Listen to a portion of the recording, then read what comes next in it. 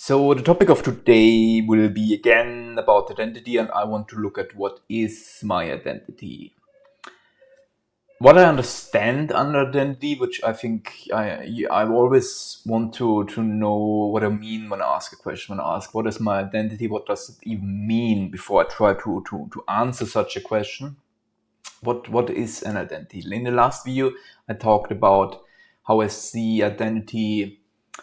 For a lot of people, for me, seems like identity is actually about groups. It's more about what is a collective identity, what is a group that I belong to.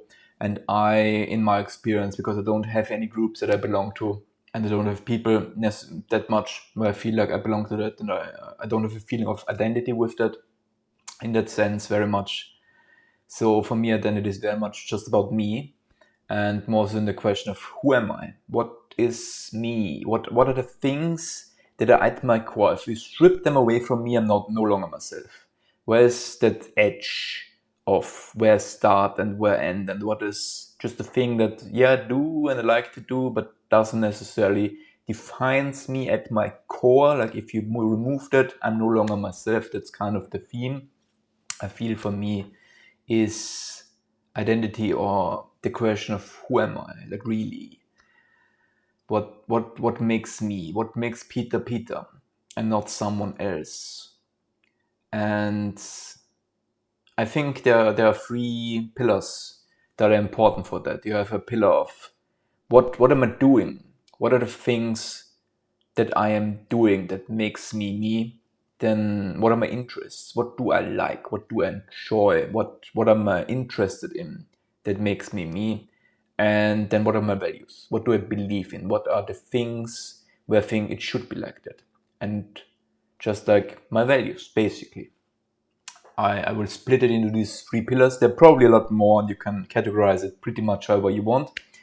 But I think behavior, interests, and values is just an easy starting point to look at what is my identity. So where do I start with? Maybe start with interests. Who am I from an interest point? I am interested in a lot of things. But when it comes to following things up, I am very interested in science. I'm a very big believer in science. And I'm pretty curious about science, especially about physics. I'm a very much physics lover, and astronomy, everything when it comes to stars and the universe. That's very much my thing. Also, more on the side of science, I really enjoy philosophy. I just that's just me. I like to think. I like to think about information and about information structures. That's also where we probably come to the next interest. I'm a programmer. That's one of the few labels that would put at me, that I would call myself a programmer. And I'm very much in that space of thinking, of working with like poor information and information systems. How can I transform and move and structure information? Those are just things that really resonate with me and that I just have a very high interest in. And yeah, so that those are kind of the spheres of interests where I'm like really at. But of course, beyond that, I'm very much into psychology, like how my mind works, how my emotions work, how my thoughts work, which is kind of the base of this channel, and how I even work with my mental sickness and stuff like that. This is of course a big interest of me. Other interests, I'm quite interested in politics when it comes to, because that's like how people behave on a big scale. Um, and I do follow politics quite a bit, and I like to discuss politics and talk about it and think about it. I'm very interested in what else are my interests.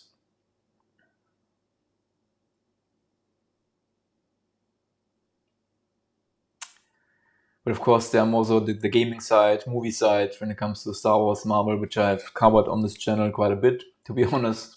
I mean, Marvel not that much, but Star Wars, I have made quite a few videos about Star Wars at this point, at least from my practices.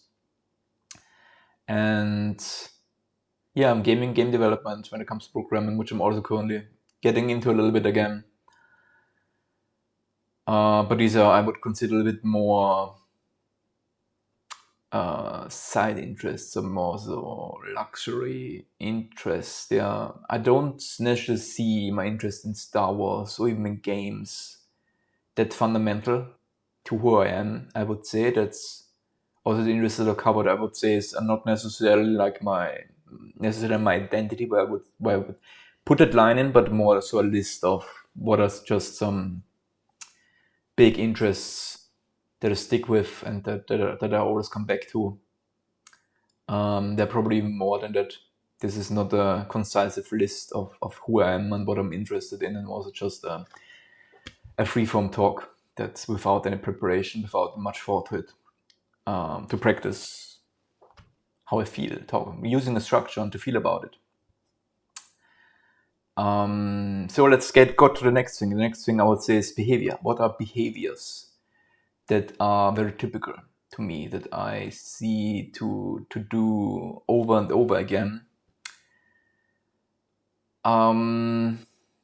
There it becomes, I think, especially when it comes to identity of who I am, very difficult, because behaviors are very much enforced by environments and by our lives and how we were allowed to live in a way.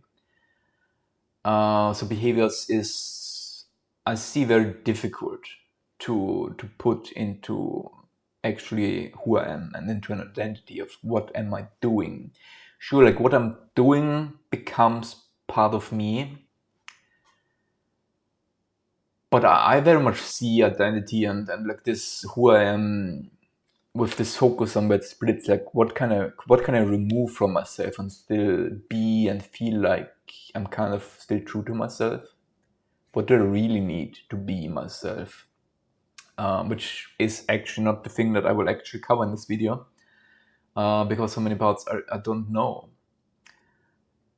But I think for behavior it's a lot more difficult than for other things, because behaviors are a lot more enforced by our environment. Because if we just look at what are things that I tend to behave on, I tend to pull back from people. If things become difficult, if I get stressed, if I get overwhelmed, I take a step back. A tendency for me to behave, if my brain asks the question, do I fight or do I flight? I flight. I always run away. I freeze. I pretty much never fight. I don't have a fight response very much in me. Even the fights that you could argue I'm currently doing are pretty much just a run out of all of the flight options, and now my only runaway option is forward and not backwards. I pretty much always retreat. I pretty much always step back, especially from people. I tend to retreat from people. I tend to isolate myself if things get stressful. But again, with these things, those are behaviors that are very, in a way that they are very ingrained in my life. I've repeated them so much that I can very just say that's the behavior, one of the biggest behavior tendencies that I have. I retreat, I flight, I isolate myself. If things get stressful, I don't go into a confrontation, I step away from them.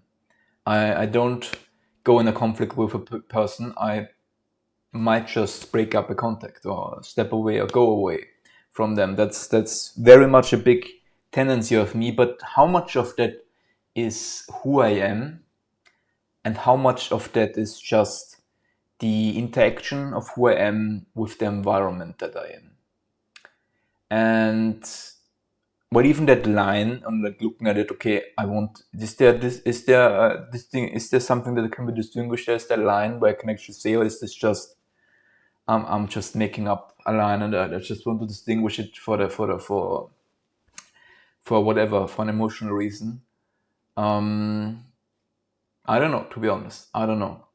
That's always a difficult question. You can also look at those things in very different ways. I like to look at it from the point that there is a distinguishable thing between that.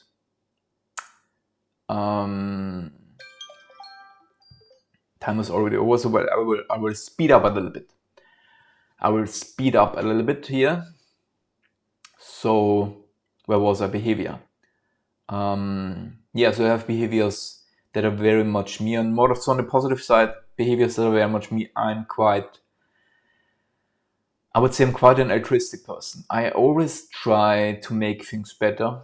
I always try to see the positive thing in things, even if I'm negative about it.